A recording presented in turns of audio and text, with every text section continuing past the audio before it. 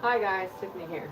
So, we were working on the Hunter Star, and while I was pressing, I realized that the blocks I had made live earlier, I was pressing one of the areas the wrong way. So I needed to come back and say, don't go any further, change this pressing real quick, because I just realized when I started pressing, once I was done, I was like doing it the way I was doing it before I made the video. So I'm pretty sure it was because I was excited to show you guys how to do this really easy, and I just kind of brain farted, skipping a step. So I need to make sure that you all know which way to press something.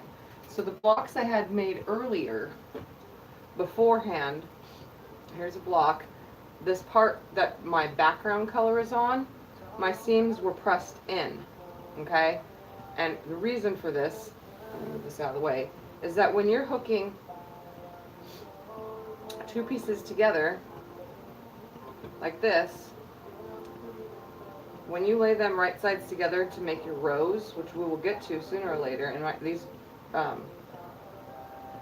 will nest right here at this seam, okay? Laying them right properly, you know? The ones that I was doing when I was on the video earlier, I realized that I had pressed them all towards the out, which is not what we want. We want them pressed towards the diamond area. So if you haven't gotten very far, or if you're just starting, when you go to press this seam, only on these ones, where the background is the arrow part, and the ones that the background is the print, those press towards the print, towards the big half square triangle that you add to the end, and then the ones with the solid press down, okay? So I just want to make sure I come on and show you guys that I made a slight pressing error because I was super excited. Some I pressed the right way when I was doing it, and then I was on checking notifications, and my video had, like, I scrolled through it just to see how everything went, and yeah, I was saw some of them I pressed the wrong way. So I just want to make sure that you guys know the ones with your background press down towards your print. The ones with your print press up towards the print when you get your halves together, okay? And now, since I was here anyway and came on, I figured I would show you guys while I'm here how I chain piece everything to help this project along, which makes it a day project. I piece every time I make something anyway, so if it's that kind of project. This is a project that you can chain piece. So I had just got done making a whole pile, and I figured I would come and fix that, obviously, when I was checking notifications. And guess what? While I'm in notifications, I have 57 subscribers. So earlier I had 53. Yeah. And now I have 57.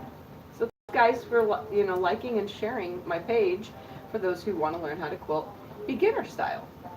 So, yeah. So here we go. This is how I chain piece and get things done. And if you guys want to chit chat, you can go ahead and chit chat. My thing is on. I'm chewing gum. I was chewing gum earlier too. It's helping me not want to get up to go smoke, because when I'm in a lot of pain, I actually smoke more and or sew more when I'm in a lot of pain. So to keep myself from wanting to go out and smoke, I've been chewing gum, and so it kind of makes me, you know, so cool. Just kidding. It's just something I do. Remember to hydrate too, guys.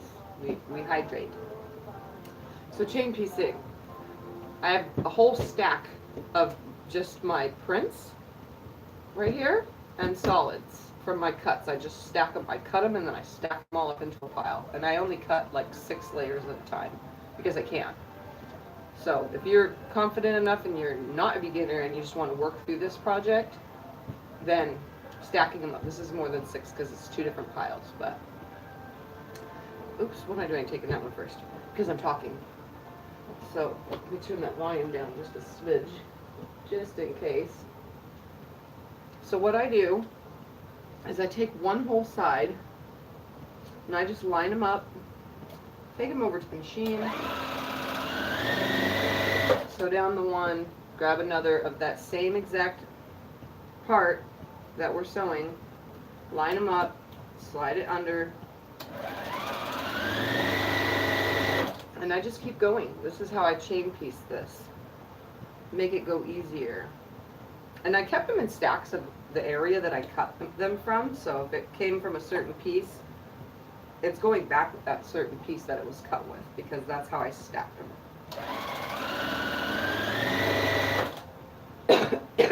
Don't mind my cough, it's still here, unfortunately.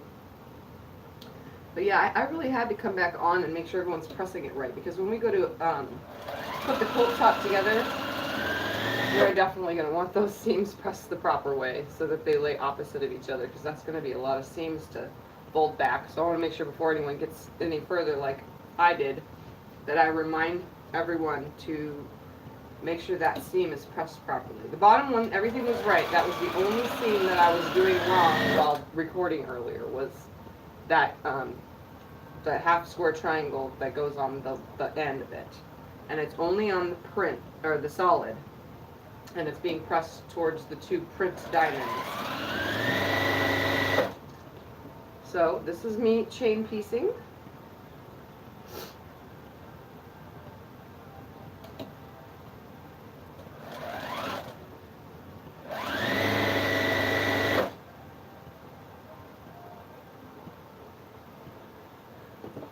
One more. I didn't even have my iron on yet, because obviously I'm not to that part. I was out watching a movie, so I wasn't actually doing any work on this. I watched the movie with my husband, I Feel Pretty, with Amy Schumer at the movie theater, and it came out already, so we rented it from the library, which, if anybody doesn't know, you can rent movies, DVDs from the library. Then I'm going to stick them over here, by the way, talking back to quilt talking again. But yeah, we rented that movie and I needed to see it again. And you see more when you're at home than when you're at the movie theater. So there's no distractions when you're at home, and you can pause it if you need to get up, which is what I do a lot of times during a movie. I ended up making dinner. Our neighbor came over. So a lot went on, and I hadn't got to do any of the homework I gave you guys to do. So it's a good thing I was able to come back on and realize that I was doing something wrong. So I'm going to take these pieces and put them next to me.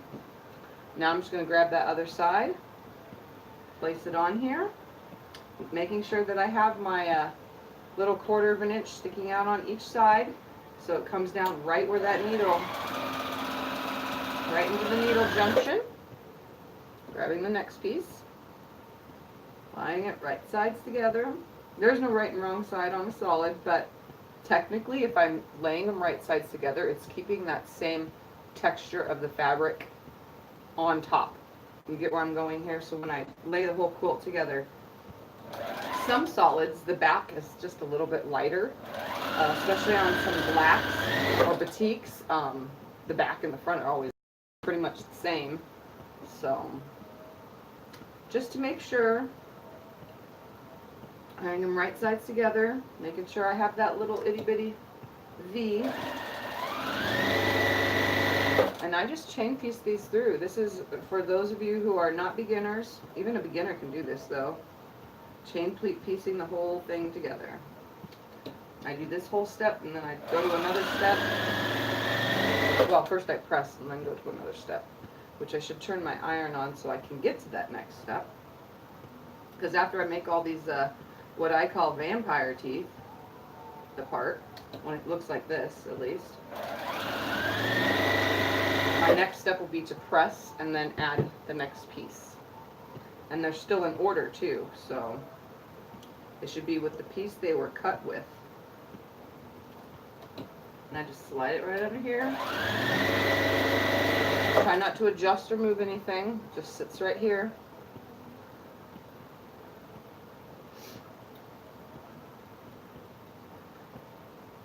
I usually have the music louder than this. I can barely hear it now, but for copyright purposes, I have to have the volume down during videos.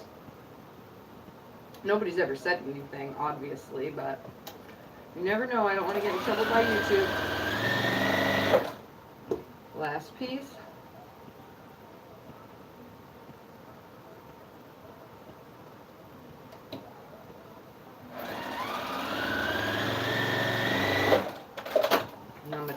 final part.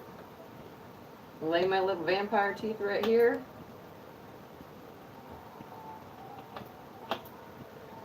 Plug that iron in real quick. It's right next to me. I gotta stop doing that. Oh, I should just walk over and undo it. Turn it on. Or remember to do it before I start a video.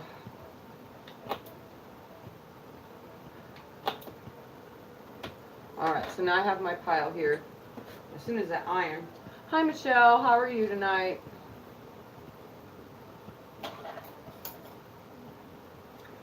As soon as that iron is warm, then I'm going to start pressing them. I think I saw your comment too. I just haven't replied to it yet because I was in the process of pressing going live on this when the notifications came through on my cell phone. So my cell phone is connected to the charger because it was going to die. So yeah, okay. So with this one, remember, we're making, because this is the one with the print on the inside, we're making that weird funky look. Pressing it a little bit because we want these seams in towards our print fabric. So are you going to do this one, Michelle? Once you're finished with the other ones that we're working on? This one is very simple. Super, super duper simple. It's definitely beginner proof. And it doesn't look like it, but it is. So I'm going to take it and I'm going to lay it upside down for now. Out of the way. Yes. I think you should do it. Because it's awesome.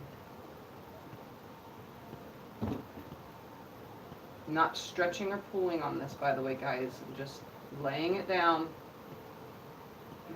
Trying to make sure I have no folds or pleats, though, at the end. And my awkward ironing position is to blame for the looking like I'm pulling and tugging, but I'm actually not.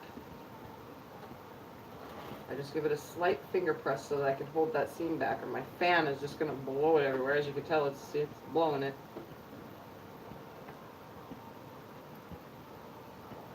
Well, finish that star one. You should send me pictures and let me see how far you are. You know I like to look at your pictures.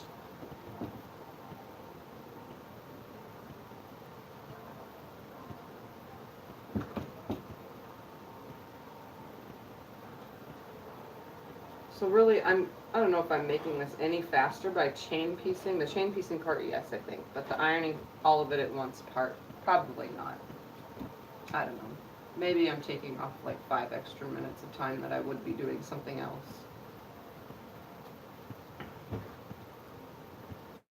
As soon as I get these parts done, I can show you guys how to stack them up.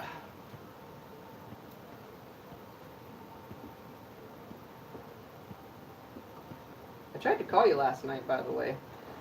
I said I was going to go to sleep, and then I tried to go to sleep, and I couldn't sleep. So like 1 a.m. I was up, and I was sitting here quilting my big, huge quilt, which you probably saw on Facebook. Something that I've been working on forever and a day. For those of you who don't follow me on Facebook, I posted pictures of a quilt that I've been working on for like 2 years, and I did 4 blocks last night. I've just been sewing 1 block at a time, and I did 4 last night because I couldn't sleep. It's just a junker quilt. It's something just to throw on the bed and or on the couch. It's nothing spectacular because I made it a long time ago and then started quilting it even later because I didn't know what I was doing at first, and all it is just a bunch of 10-inch squares hooked together.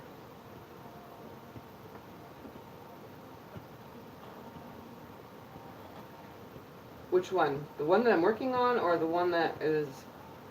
I should have laid it on the bed. I was sitting in bed after we were watching the movie, and then I decided, you know what, I gotta get up and do this, because I saw the notifications, and I was like, shit, I haven't even watched my video to see... Ooh, did I say a bad word? Sorry. I haven't even watched my video to see if I made any mistakes or whatever, which I sometimes do, sometimes I don't. It was kind of a long video. But yeah, went and looked and I scrolled through it real quick, pressing that double tap for it to go 10 seconds, and I noticed and realized that I was pressing the wrong way. So I had to come on again tonight just to make sure that everyone knows. And I wrote it in the description. There. Okay, so now my stack is like this. And now I'm just gonna, since they're back in order again, I'm gonna chain piece this whole entire stack. So I'm gonna grab one, lay it on here, put the same amount on each side. Yeah, it's buried now.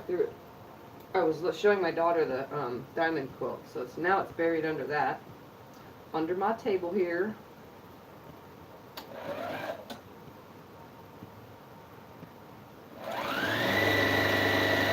But yeah, I like it. It's okay. It's all greens and colors, green colors. Grab the next one, and they should be laying in the right way.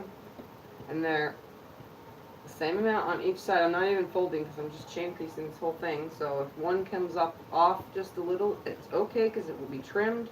Just try not to make sure it's not off too much, because there's not much we trim off in the first place here.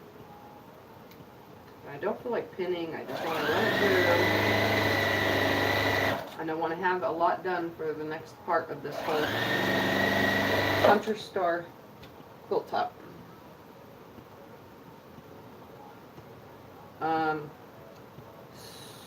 I'm making, hold on, I gotta think about this. I'm making all of the whole layer cake, which will in turn, I'm doing a 9 across by 9 down. So it should be 70 inches by 70 inches, and it should be 9, it's 84. It should be 84 with, no, I'm thinking wrong. I don't know, I think it's like 80 something blocks, because there's going to be like a remainder of 2 or 4 blocks that won't go, you know, I could just throw them on the back. Or some, just put them in a random quilt of orphan pieces, which I have a nice stack of so far too.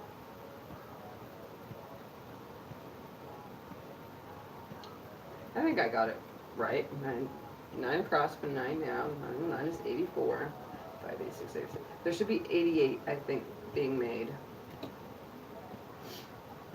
Put it this way, just do the math. 42 10 squares. I don't know why I just cut that. 42 10-inch squares, and each 10-inch square makes 2 blocks. So, whatever the math is on that. You know me, I suck at math. Come on now. Even basic math anymore. It's just getting so hard. My brain just cannot compute it. And I have this as a hobby. There's so much math in this. I just remember to sew 1/4 inch seam. I don't even know how to minus the 1/4 inch seam. That's why I said about 70 inches. Because they finish out at 8.5 inches, and then you gotta minus all those 1/4 inch seams, so that's a 1/2 inch in between every one. But don't ask me to do the math part of it. I just guess or ask somebody in the house.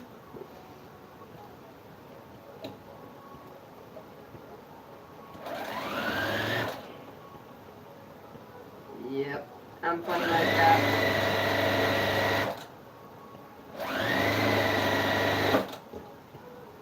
Look at that. So much. I think it is a little bit faster. It's saving a little bit of time doing them this way. Chain piecing the whole project.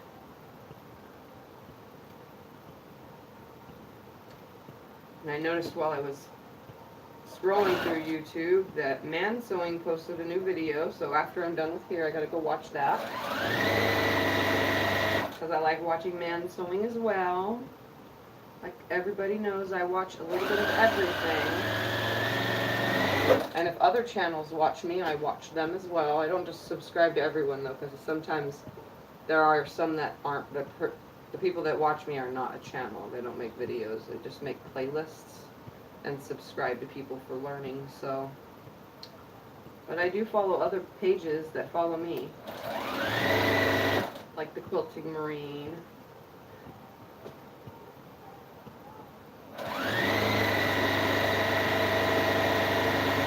And then his sister-in-law, the Gift Basket Appeal, I watch her videos. Of course, I don't make gift baskets and DIY projects, but sometimes I do, so never know. I might get an idea or two to do one. So now I'm just trimming all these apart, and then I'm going to press them all back. These are the ones that can actually be pressed back. So these ones go back this way. The other ones press from this side first and roll it back this way. That way the seam goes towards it. So these are the ones that get pressed back towards the half square triangle on the end. So I'm going to set it, roll it back, get a little bit of squeak in there going. Can't forget to squeak my fabric. Squeaky flat.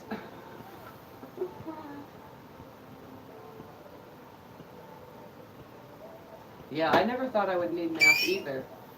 I did horrible in school with math. I think math was my worst subject.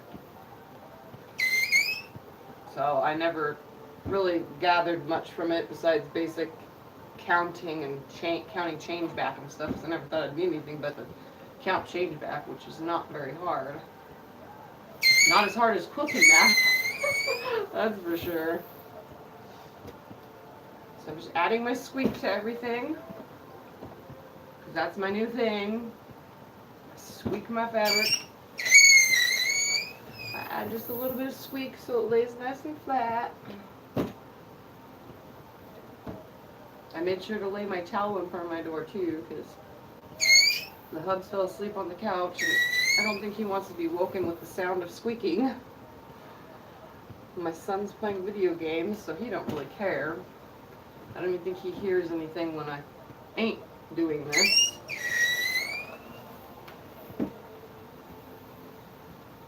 Yeah, look at us now. Needing math and still can't grasp it. Especially the fractions. There's a lot of fractions involved. That just, to me, screws with my mind. So if it ever came to me designing something, like a pattern, which I've done before, someone else would have to do the math part for me. You know, I know how big to make the pieces, I know how to cut them, but when it comes to putting it all together and what size the next piece is and stuff, like, you've watched Jenny on Missouri Star Quilt Company, sometimes like with her curved log cabin, she just adds the next piece to the next size and trims it. I've done it that way too, but I also like to have exact measurements in case I make 1 or 2 extra pieces. But I want to know if I have enough fabric, so if you make extra, I make sure that I have the exact measurement and I pre-cut all that. And yeah, if I didn't take the measurement for my first piecing together part, I would never know that math. I would never know that the next piece is this much and the next piece is that much. I know if you start with a 4.5 inch block and you're adding to that, the next piece is 4.5, making that 6 inches. Because if you minus the half, the next size and next size and next size, beyond me. So, alright, this goes with this pile. And I got this nice big 2 big piles going on. Let's get to some cutting. Ooh, move this out of the way for now. Alright, so this is how I do this when I'm chain piecing. And chain, I just call it like, it's like a factory work here. So I take some squares, I lay them on top of each other, like so. And some of these stripes I'm going to want one way, and some stripes I'm going to want to face the other. So I'm going to do them 2 different ways. So if those ones are this way, I'm going to cut these ones on the diagonal this way. Add 1 more to this pile. So that's 3 in each pile that I put of these. And now to get my proper measurement for the next piece, because I want to be the same, I'm going to stack 3 solids. And remember, the pinked edges are going to be what's sticking out, because your cut from your non-pinked edge square is going to sit in that, right in the crevice of that pinked edge. So we need 3 of these per pile, so that's 3 solids and 3 prints. And I'm just stacking them one at a time. This process might seem a little slow, but that's only because I'm trying to lay it nice and flat.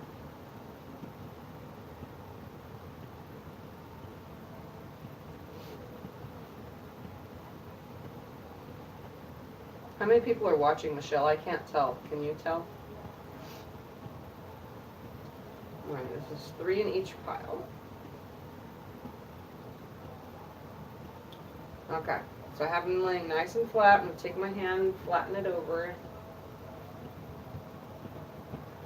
I'm going to take my handy dandy ruler and I'm going to lay it corner to corner.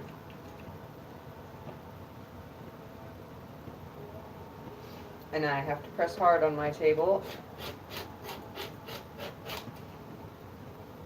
And slice those apart, and then I'm going to come over here and slice these 2 apart. And this part of my table has that big hump, so if it looks like I'm making a disaster and cutting all wrong, that's because I have to add extra pressure over this strange hump that's in my table.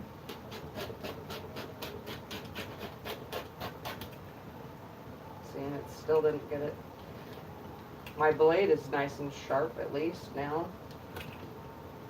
It's just grabbing ever so slightly. And we want to keep these pieces lined up because we're cutting from that. So I don't want these to get messed up at all. That accidentally pulled, but I'm going to try to keep them on top of each other, which this piece is the piece that needs to go over just a smidge. There we go.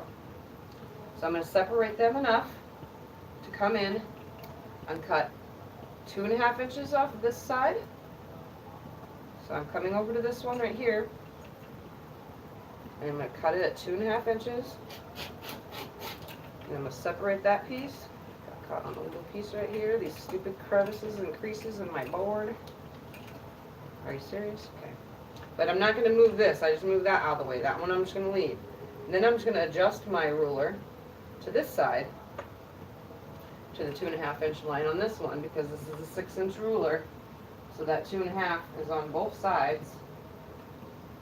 You can't mess anything up. Pull that apart.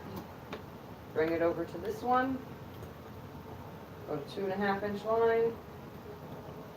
And I'm really on that hump now.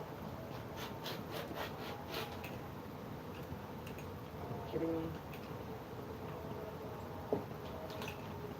Are you kidding me? Right there. Here we go. Come over to this way. Step onto the other side of the table. Cut it at 2.5 inches. So I'm pretty much walking you through this all over again.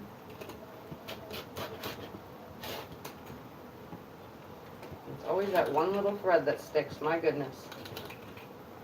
Alright.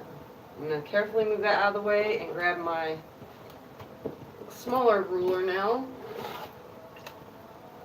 and I'm going to cut right here, 2.5 inches from my solid, because those pinked edges are sticking out.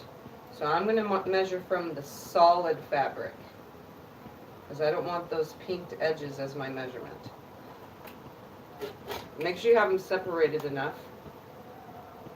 There we go. Move this back over because this got slightly adjusted.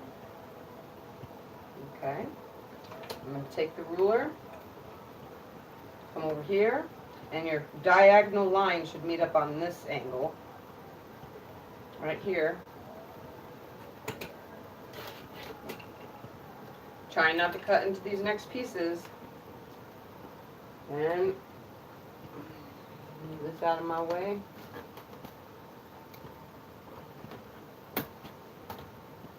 Over on the 2.5 inch line, lining it up with the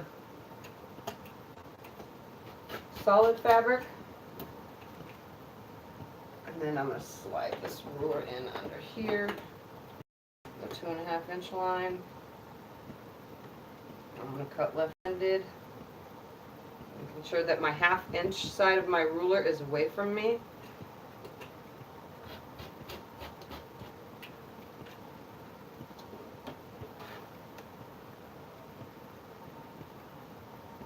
Yeah, but it's still not cutting properly. And then I'll cut this one 2.5 on the solid right here. Kind of just making my way around. It's a nice sharp blade. I'm gonna come on this one, 2.5 inches. This one lines that 45-degree angle up. Pull it away. Now I'm going to do this one, sliding the rest of my other stuff out of the way. 2.5 inch line. I'm going to move this out of the way just a little bit. So I don't want to cut it.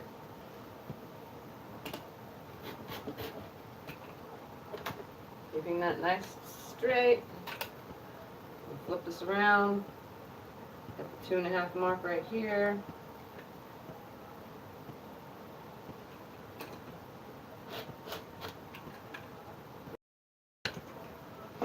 So now that I have all those cut, I will show you how I do this when I make chain piles.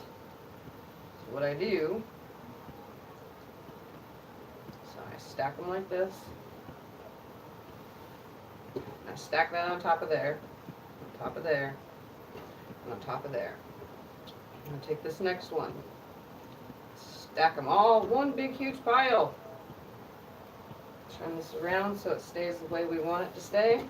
Nothing gets messed up. And now I got this big stack. And what I do is I take the yellows off the top. I bring them down here. So let's bring it down so you can see it better. And then I take the yellow from this pile and I pull them out. Then I take the next 3 until I see yellow again and put them over here with the next 3 over here.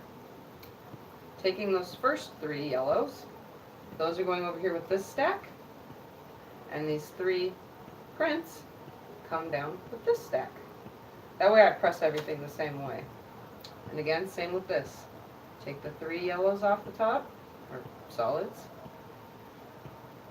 putting them with this pile, taking the prints, putting them with this pile. Then we're going to repeat the process. Solids and solids go here. Then we know these solids go here, and these solids go here. So each cut is staying with its piece, honestly, because all you're doing is taking those pieces in order of the way you cut them and putting them in order still. They're still together. I did not mix them up. So we're going to do this again.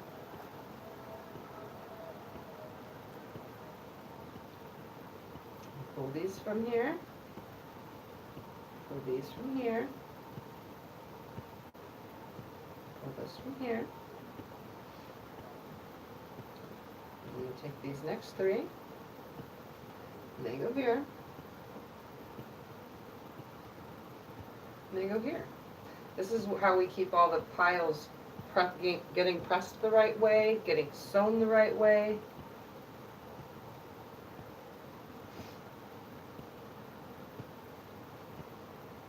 And they stay in order just as well. Oops, that comes down here. What am I thinking?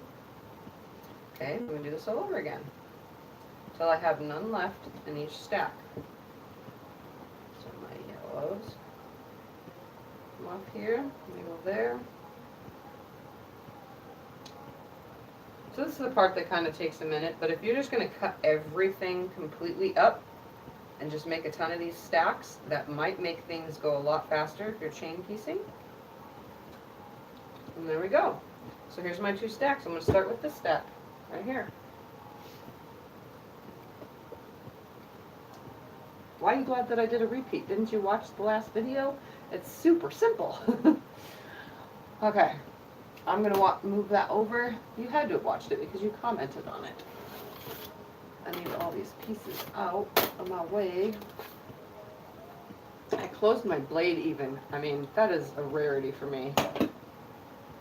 So. Alright, here we go. Chain piecing the whole entire thing. Now, there's another way You could also take these and put your pin in. So take each matching one and put the pin in and just sew both sides, then chain piece the next one. But then you're gonna have your outer pieces that you've chained hanging in front of you. So I suggest if you just chain piecing like normal, you just take the one piece, get it lined up, and grab the next color. I love that the stripes in this will sit in their stripey, they will stay the way that they came off the 10-inch square, keeping them in a nice manner.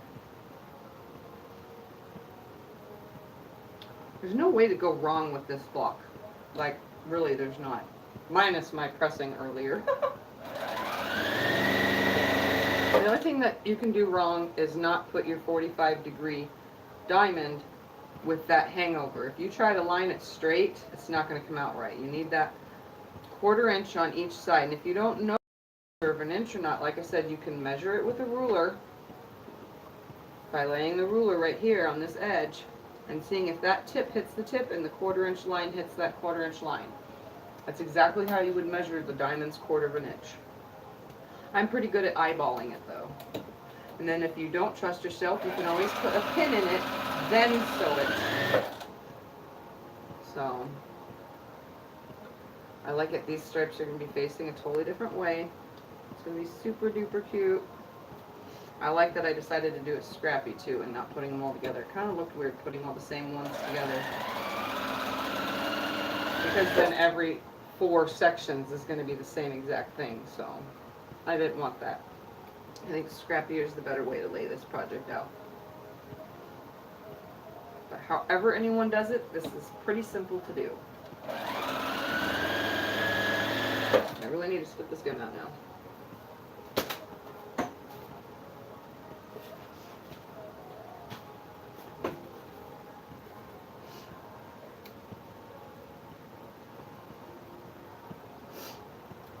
Okay, so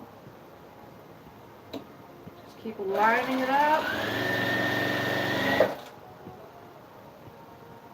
So you get any rest yesterday? Last night, I should say, Michelle? I barely got any this morning. I just could not sleep. Could not sleep. I could never sleep. Ever. Sucks. My brain is just not wired like everyone else. It's a good thing I have this as a hobby because it gives me something to do when I can't sleep. And it keeps me, well, I have to have lights on. I don't when I'm not recording. When I'm not recording, I just use one light, and that's the background light and my machine light. So, at night, if it's just me, there's a TV light and a machine light and a small background light. It keeps me from going crazy when I can't sleep.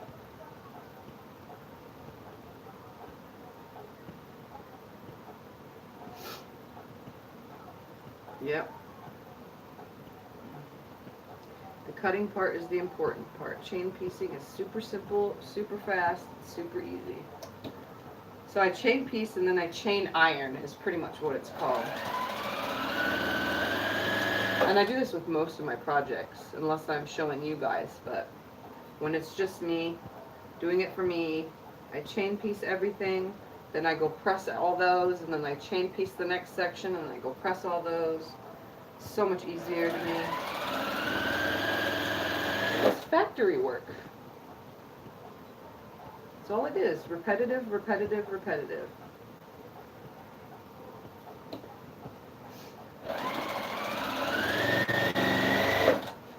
Alright, let's add the next side. So I'm going to put them back because that way the pieces are exactly with the piece that they came from.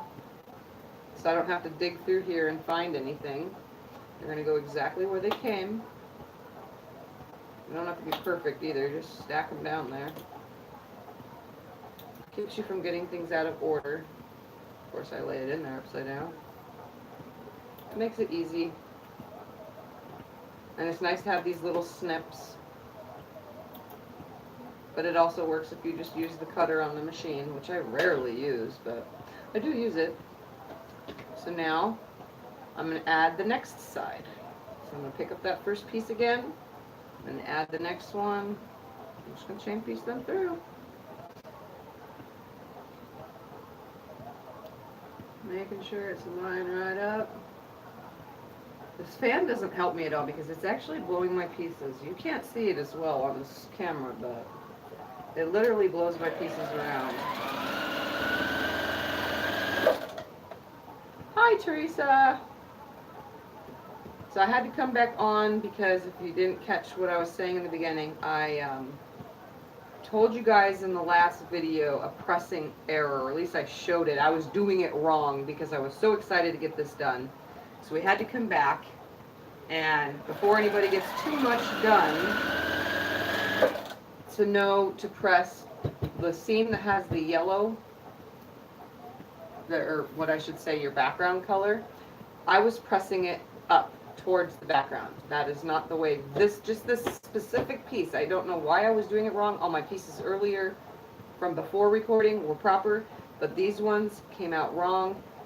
They need to be pressed down towards the diamonds when these are together. So I'm actually on that block now, so hopefully my brain can not mess up again while I'm recording. I don't know what, maybe it was the talking and I was pressing it wrong or what, but I was pressing all those seams the wrong way. And I just dropped a ruler on the ground.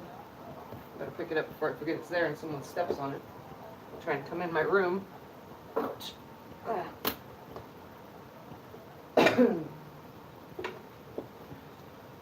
Alright. So yeah, that's why I'm back on, and then I figured, well, while I'm here, maybe I can teach beginners how to chain piece this project. Since I told everyone to do it as homework, I figured now that I'm not watching movies and stuff, that my homework is to do it anyway. So I figured I'd show everyone how I chain cut and chain piece the whole project. Because this is only 3 seams, 4 if you count that center seam when you put these half blocks together, but 3 seams. It's so much easier just to go through and chain piece all 3 seams.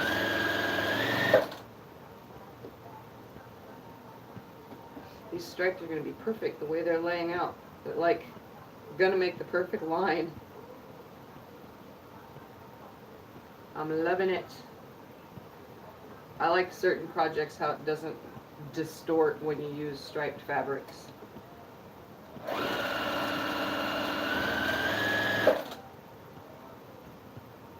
Yeah, it does happen to all of us. I didn't mean to. I'm pretty sure it's just the talking or something while making it that I was pressing everything the wrong way, and I know I had to have said it. I was fast forwarding through my own video, but I'm pretty sure I said press this way or something, and yeah, oh well. I came back and made sure that beginners know this is how it goes. And learn how to chain piece while we're at it. Because after a while, when you start beginner quilting, chain piecing is highly important to do, saving on thread. And for those of us on a budget, saving on thread or any other supplies is always a good thing.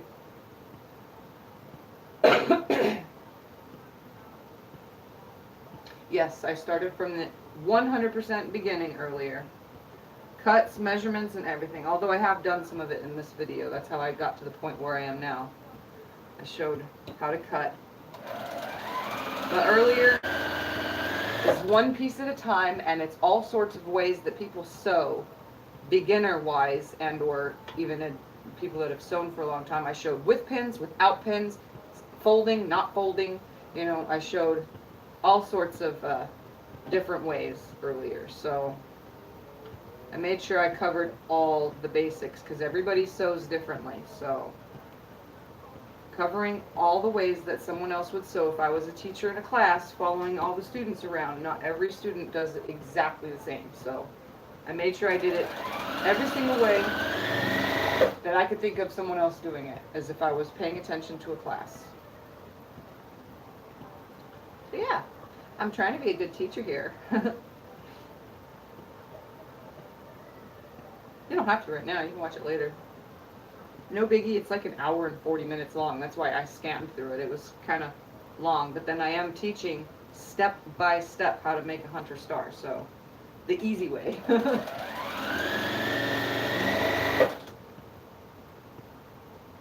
And also, since you guys are here, I have new subscribers. If you didn't catch me talking about it earlier, I have 57 now.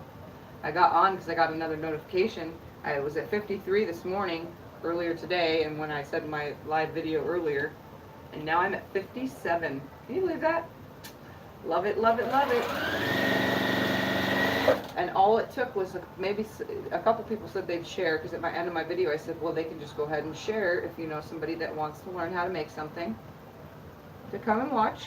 And yeah, I got subscribers sent, so that's pretty awesome. So anybody that's watching now, like, subscribe, and share it, and then somebody else can like and subscribe as well. All right, now we're on the pressing part, and my iron is blinking, and I can't reach this.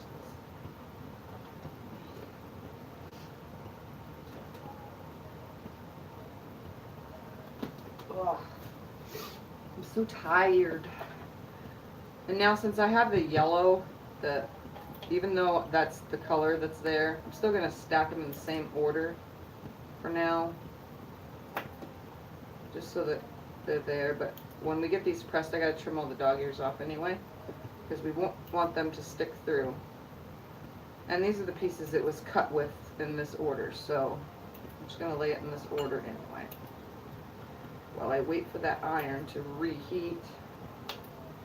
It normally doesn't turn off, but I had it on for a while before I came in here. Yes, I am still hurting. Every time I bend, fold, move, everything, it's like the fatigue is hitting me in my spine, right where my hips are, my lower spine. Right where that bottom piece comes together, like what people say is love handles, right about there, directly and down, straight to my tailbone. Every time I bend and move and fold, I know it's in my hips because I've been told by the doctors. But it seems like it's spreading further up my spine, further up my spine. So when I move, it's like a straight rush of faint feeling almost, but it's just fatigue and weakness. So I'm just dealing with it. So now with the yellow ones, while I'm here, before I talk some more about other things, these ones we're pressing back because we want these towards the dark. But when we add that next piece, it'll be different, okay? So for now, let me just press all these this way.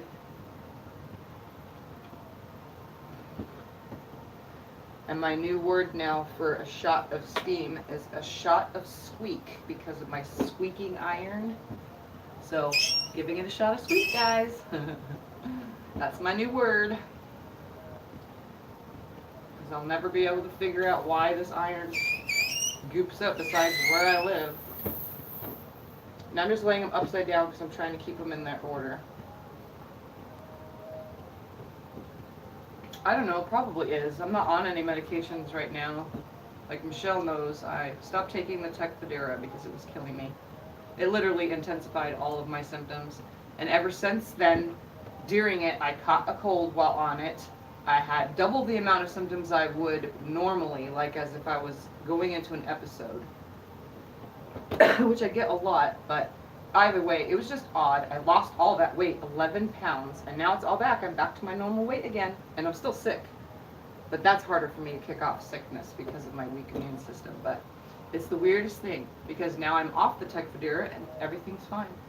And I got to talk to the FDA on the phone because I had to tell them the MSAA and Biogen both contacted them to tell them that my symptoms were a little bit more on the rare symptom side. So I had to explain it a bazillion times to all these different people, how I felt, what I felt, exactly how I blah, blah, blah. I had to go into detail, even bathroom trips. They wanted detail of all of it.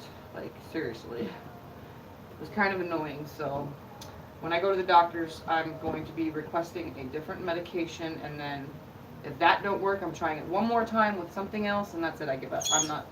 I started without MS medication, and I lived all these years without it, so I don't see why I have to keep trying them, you know? I just go back to my normal routine before the medication if the next ones don't work, you know? To me, it seems a lot smarter to just go to the way I was. I mean, my quilting still helps, obviously. It keeps my mind off of it.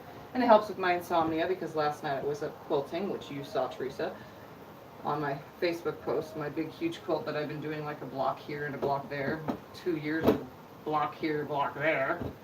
I did more than one last night though. I did 4 blocks instead, so it's just my free motion quilting insomniac project. So yeah. Yeah, MS wise, it's, I don't know if it's getting worse. I think it's just the medication made things worse, and now my body's trying to go back to the way it was prior to medications. And then because I'm sick, it's obviously affecting me, you know?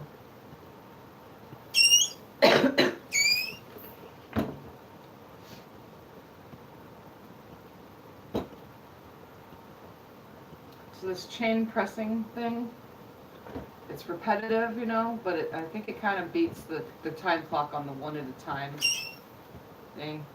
Saving a few minutes by chains piecing the whole thing sewing wise, and then saving a few minutes by pressing each block over and over again.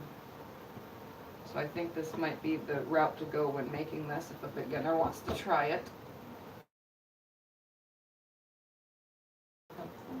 That's something to you, piano treatment. Just now, you mean? Because I think I've told you guys before, I don't get Facebook notifications. When my YouTube is on live on there, on what you guys are watching me from, the tablet, it doesn't get the notifications. Well, it does, it goes through, but it won't let me open them on live. And then when I'm watching my live, if I switch to it, I can't see it. It won't open up. I don't know why. Maybe my live video takes it up too much, I don't know, phone space. I don't know how that works, but it won't let me open it, which sucks. Oh, yesterday. I wasn't on, was I on yesterday? I might have gotten it. I don't know. I'll have to look. Oh, see, there I go. I did that yesterday. The fan blew my piece and it folded it. Let's sit for a second. Get that fold out of there. Stupid fan. And one more. Now they're going to be back in the exact order they were cut in. So they'll be sitting with the piece they were cut with after I do this. So everything should align just right. It was with the piece that it was taken off, the 10-inch square width. So I just take my upside down pile, flip it right side back up, just like this. And now I gotta trim these dog ears as I go. Yeah, I'll the messenger when I'm done here and see. And I think I'm just gonna trim all these off real quick while it's right here.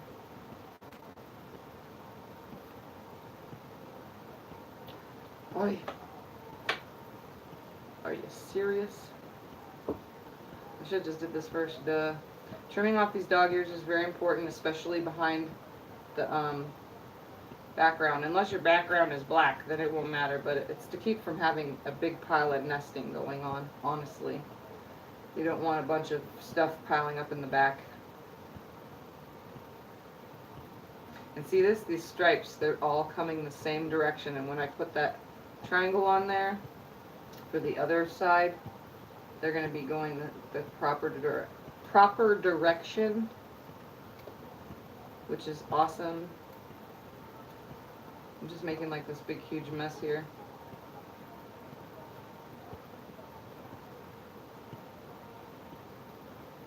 I don't think there's any going wrong really though. Besides that little pressing, I don't think anything can really go wrong with this quilt, no matter which way you put it together. Besides the layout, obviously, when it comes time to lay it all out. I think all these blocks, since it's only 3 seams, I should have just named it the 3-seam Hunter Star. Maybe more people would click on it.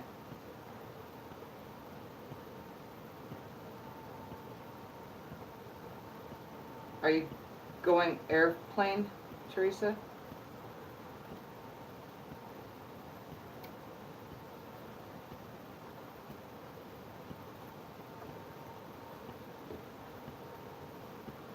Alright. My fingers are barely fitting my holes here. Driving. Hey, it's a long drive. Why aren't you asleep? Are you just anxious or something to go back? Or are you just suffering from insomnia like the rest of us here? Me and Michelle know all the well with this whole insomnia thing. Having MS is no joke, literally. When it comes to insomnia, that's one of the most worst symptoms, I think. Constantly being awake and not being able to sleep. Ugh, it's horrible. Well, at least I'm here for you during your insomnia problem. For everyone during insomnia issues. Because I am clearly an insomniac as well. But then, it is only 10:40 here. So you are quite 3 hours ahead of me.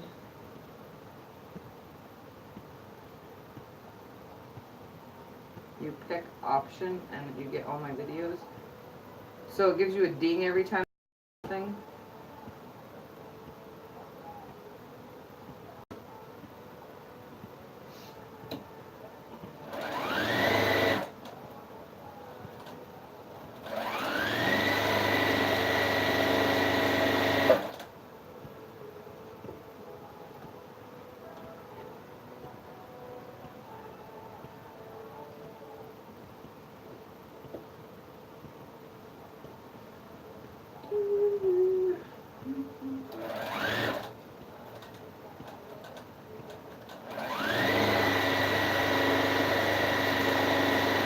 Does anybody sing while sewing, or just listen to music?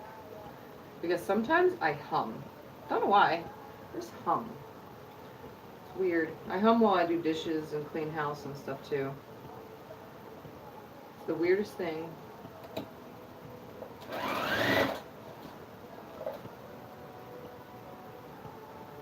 Yes, I know. I don't have the rheumatoid arthritis, but I have regular arthritis and the fibromyalgia.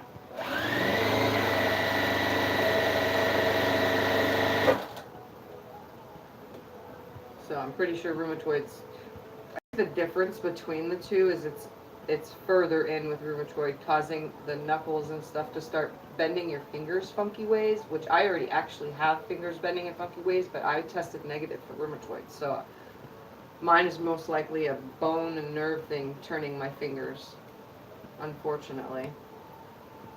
And I also was my sister sent me an article, or shared it or something, about fingernails. My fingernails grow down, like just they all grow down when they're long, and it makes it hard when I get them acrylic, because my natural nails stick out under the acrylic if there's not enough acrylic holding my natural nail up, and I can literally feel it when it's being held up. It hurts. And it was an article about you can tell when there's heart problems if your fingernails grow down. Well, I don't have heart problems per se, but it was saying like diabetic neuropathy. Well, I have peripheral neuropathy. And then it had a bunch of other things that they could all be linked together, and that's why my fingernails grow down, or I just have some weird fingernails.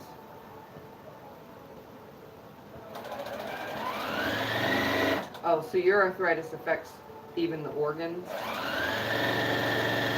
Mine's just joints and affects cartilage and stuff. And the tendons and ligaments are affected by the MS, so technically it's all affected in the same, by the same thing. It's all nerves that go to those places.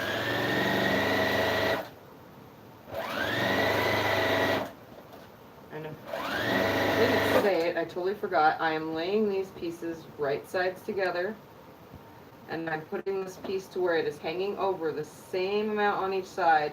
And like I said in earlier video, you can fold the piece in half to right at the,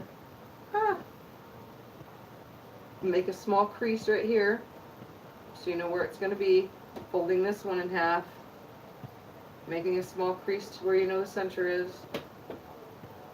Open them up, line them up on that crease, and then put a pin in it, which I'm not going to do because I really don't care. That's just how you can find the center the best. So if those of you who can't find the center every time, that's the best way to do it. I just kind of eyeball it.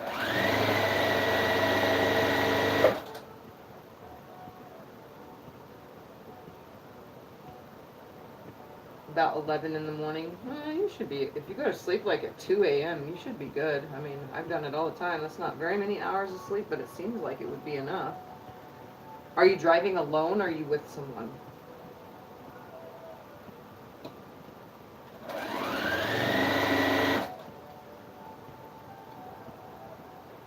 Oh, okay. So at least you're going to be taking a break. And you're driving from where to where? You're in, what, Kentucky right now or something? Like, I can remember exactly, but I know you said you were somewhere up there. That sucks that you're alone driving.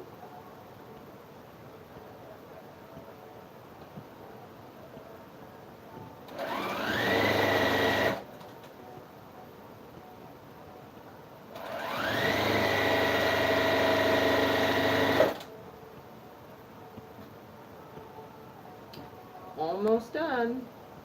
And then I still have another stack to do, but I'll probably get off of here and do that off camera.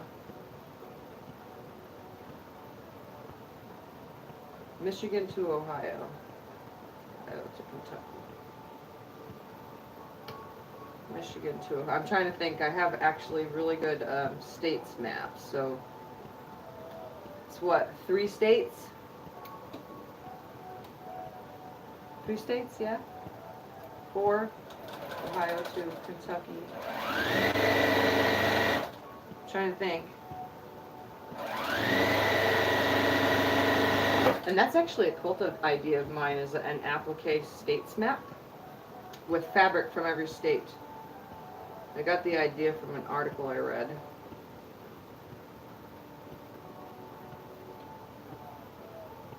True, whatever it takes. Yep, for states I was correct. Look at me, I still know that. I can't do math for the life of me, but I can tell you state to state the order that they're in.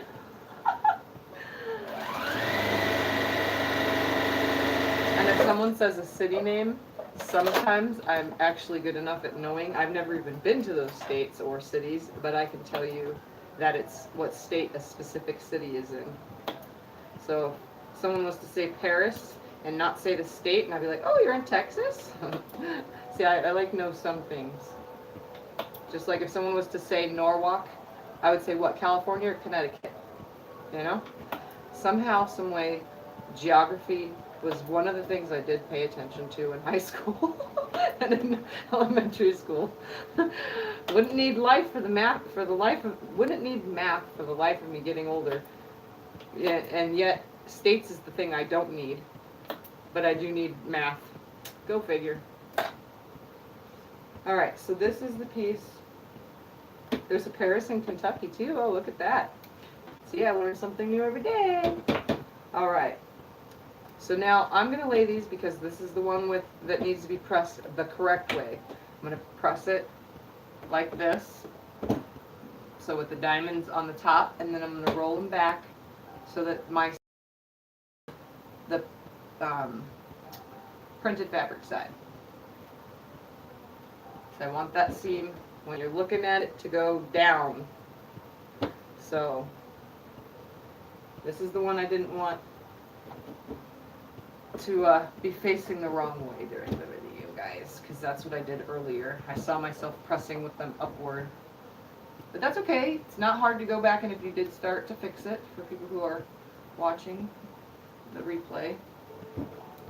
So I'm just making sure they're all the way they need to be. Now that I'm like totally paying attention, I could just put this here because it's just the two of you guys right now. So unless it says I have more and nobody's talking. So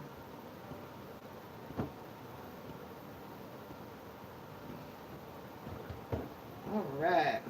So I'm getting them all correct this time. That way all the seams nest the proper way when I go to construct the quilt. The centerpieces we have the proper way. They're both opposite. We did that one correct. Every time. And look at, there's that folding from the fan. I'm going to give you guys some squeak. Need some squeak in this piece. Right there.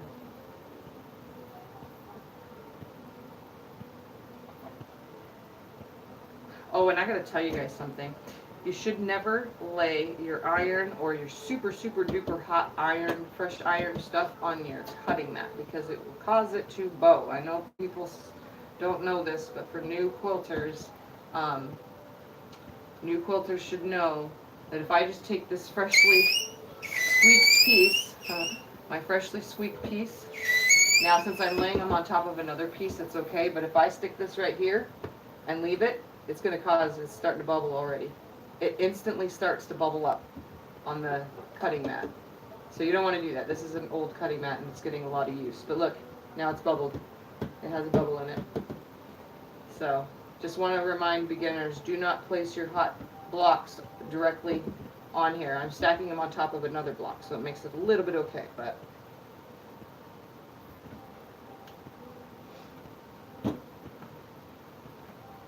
I just had to add that real quick. Or don't put an ironing board next to it either. I know they make those new reversible, one side's a cutting mat and one side's an ironing board, but I actually used one of those and I don't like it because the ironing board side is soggy. So when the cutting board side's on top and the ironing board side's on the bottom, it makes it as soggy as this table is to cut on, so your cuts aren't as accurate. So I would suggest, if you're going to have a mat, make sure it's on a solid surface, and yeah, that's my suggestion for beginners. Those flippable ones, those are great for travel, but you're not going to have as accurate of a cut. You're going to have bending, folding, and taking the chances of cutting fingers. So you guys don't want that for new people. New beginners, you do not want to chop your fingers off because of the... Yes, I am speeding right along. Talking helps too. If I had nobody to talk to, then I would probably take forever.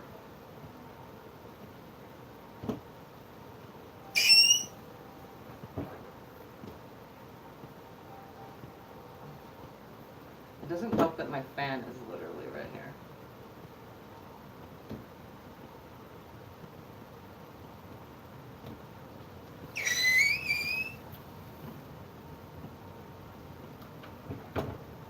So, Teresa, how often do you get to go see your children and grandchildren? And are all of them in another state? I worry about that with my kids. Moving out of state, and I never get to seeing them because I don't travel, so they would always have to come see me. I don't think I would like that. Well, it's probably the same with you too, Michelle, huh? Not all your kids live in the same state. And all your grandkids. I know your boys all live somewhere, elsewhere. I know you've told me that. I'm not trying to put too much personal information out, obviously, when I say things. For those who watch the replay, you know. But I know a lot. I just making sure what I know is correct. Did I lose everybody? Because it's not moving on my screen.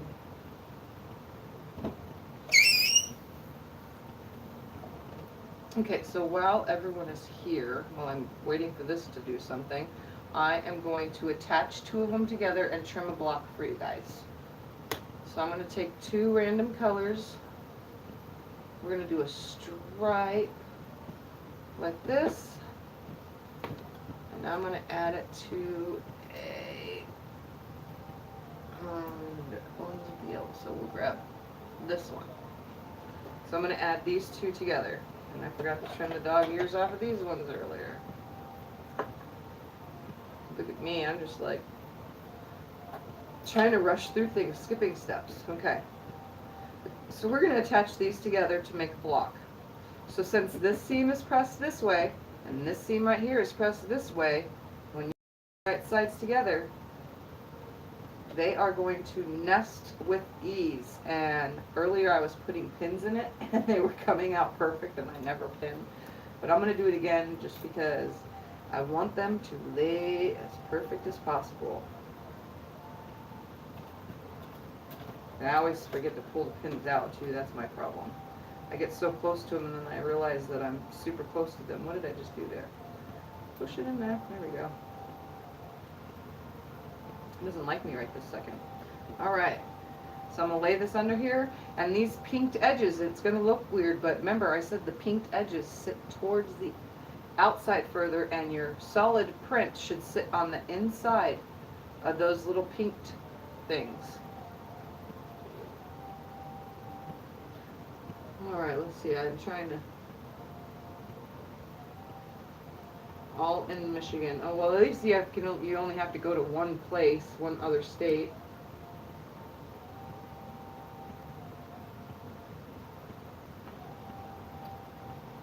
Isn't Paris, Cali, Northern California? Center out.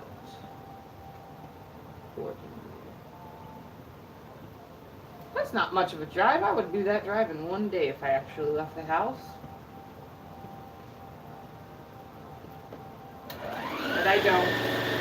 I'm coming up to this first pin, and I get it all the way. There we go. Grab it out of there.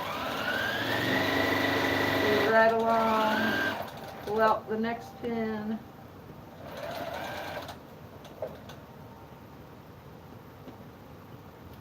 I love these colors too. My husband didn't like the butter color, but when I chose it, he's like, "What are you going to use that for?" I had my layer cake in mind. Okay, this seam is not going to matter. I'm just going to press it to the dark. I'm pretty sure all of these should get pressed to the dark, because if they're all pressed one way, they go opposite of each other, so when you connect all the blocks, it should lay just right. But I'm going to look right now just to make sure I'm saying the right thing. Okay, I'm going to squeak for a second. Give this a little bit of a squeak. Lay it flat real quick. Make sure there's no folds. Give it some squeak all the way. Okay, I'm going to check something. Before I'm not even going to trim this. I'm just going to look at something real quick.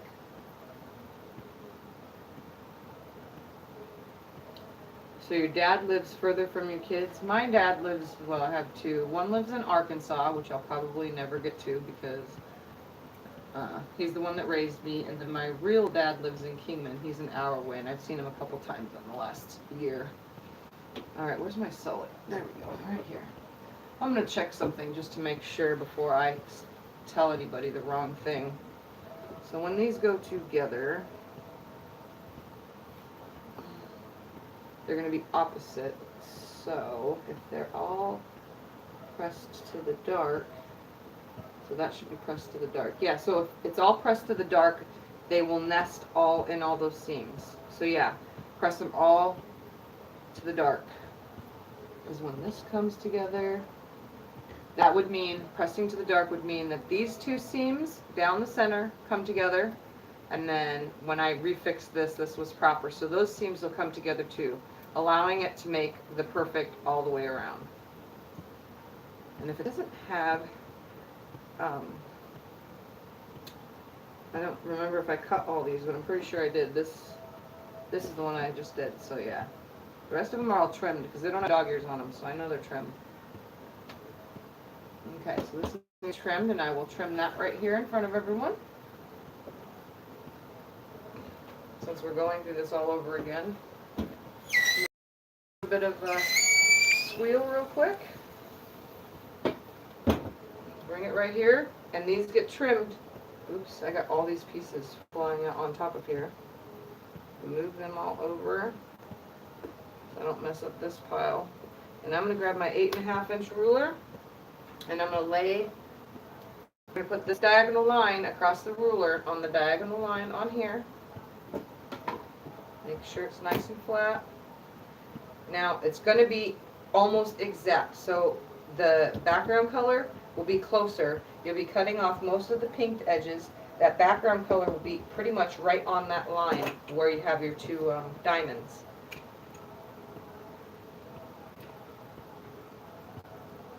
It takes 2 days to recoup from the drive.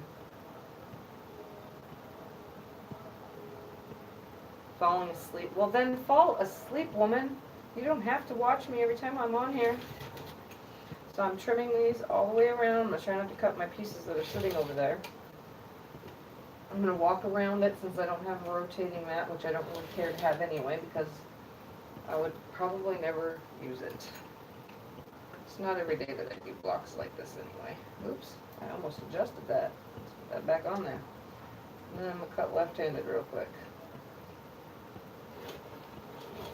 So I'm literally cutting off the most smallest amounts and then the dog ears. Like, see this? This is barely anything. Barely anything being cut off. So, move that out of the way. I shake off any threads. This is totally not scrolling anymore.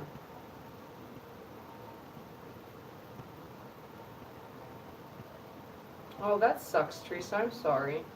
So here's the finished block. I'm still young, so my mom's still young. So I kind of have a long time to go. My mom is probably the same age as you guys watching me here. She's in her 50s or something like that. She hasn't hit 60 yet, but she has grandkids that are teenagers. And only from me, I'm the only one that gave my mom grandkids. So far. My sister is younger than me by a year. So she still hasn't had kids. And my brother is a couple years younger. He's 12 years younger than me, so, and he hasn't had kids, so he's 24. So, yeah. Anyway, this is how it's done. I'm going to lay these out real quickly so everybody can see one more time. Just going to put them in a random layout. What is a message retracted? Did you say something and then unsay? So you can actually unsay something? I did not even know that. Alright, so let's lay this out, show you guys what it's going to look like. I'm going to go like this, like that. Come in with this one. And I'm doing mine scrappy. So I'm trying to choose different colors. Oh, look at that. That was the same one. What the hell am I thinking?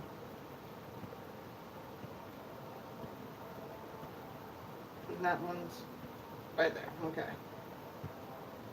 So there we go. These are the same. I'm not going to do that when I lay them out. So this is what it's going to look like.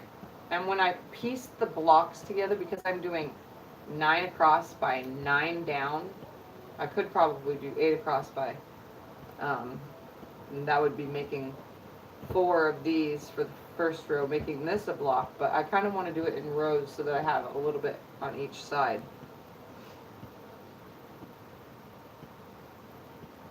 Oh yeah, I remember your one son lives in Mexico. That's the one with the grandkids you never get to see, huh?